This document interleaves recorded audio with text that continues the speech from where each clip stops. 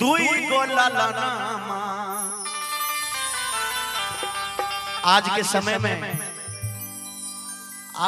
में नहीं बल्कि सदियों से होता आया है। माता पिता बेटा और बेटी के लिए, संतान के लिए सबसे पहला गुरु।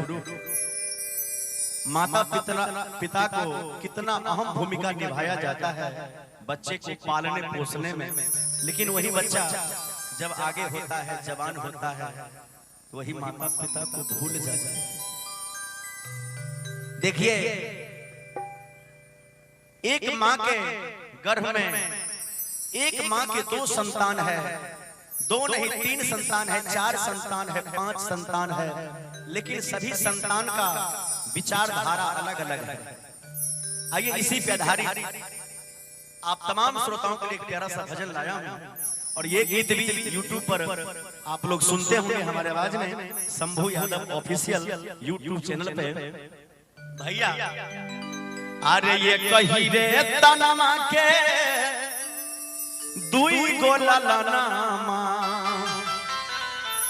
सोचनमा या लगा अलगा बा।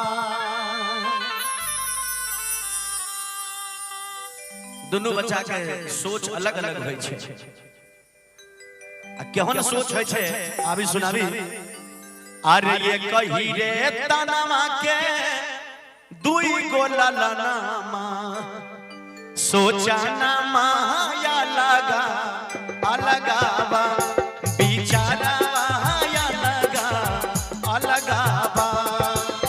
एक कही रे तनमा के दुई गो ललनामा, एक कही रे तनमा के दुई गो बलकावा, बिचारा अलगा अलगा बा, सोचना माया लगा अलगा बा।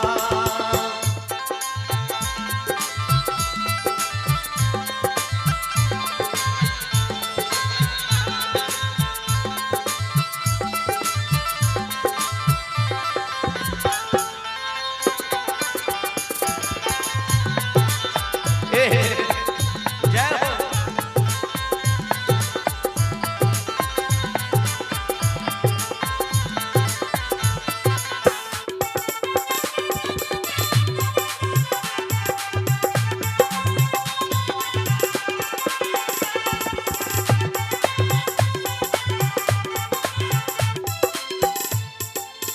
नवरे महीना माई कोरबा में रखली,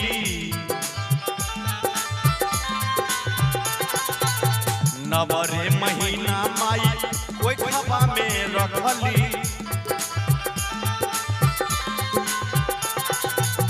तोहरे खातिर मैया देवता के भखली। अगर छोटा सा बच्चा का अगर कुछ हो जाता है तो माता पिता भगवान को कोबला करते हैं, देवी देवता का कोबला करते हैं। हे देवी देवता, जब हमारा बच्चा के मन ठीक हो जाए तो हम अहाँ के ई चढ़ाए। देखियो कोई माई के सोच के हम छे।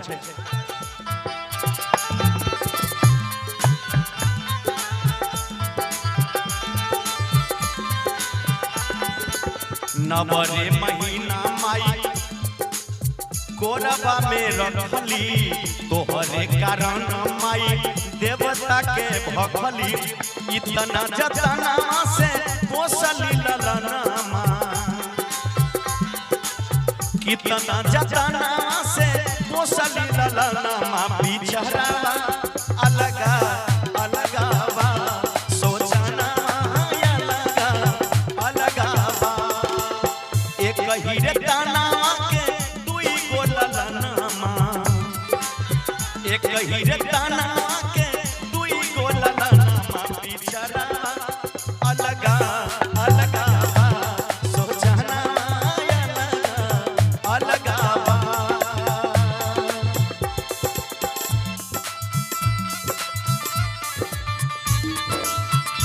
जय हो।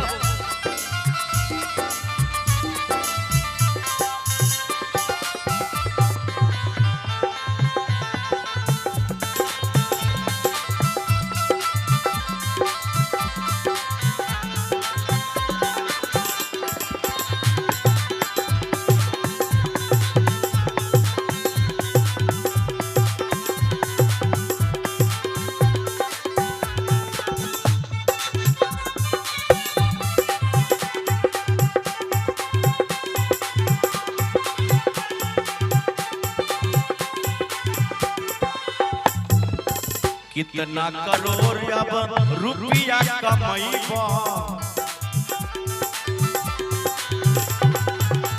माई के दूध के न कर्जा चुकईबा।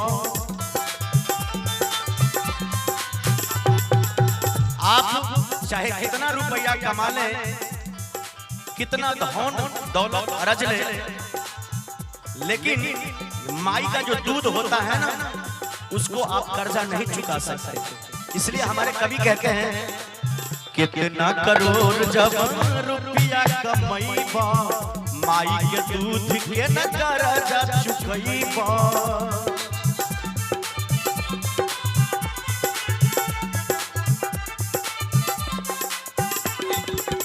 शंभू यादव गावेला भजनमा,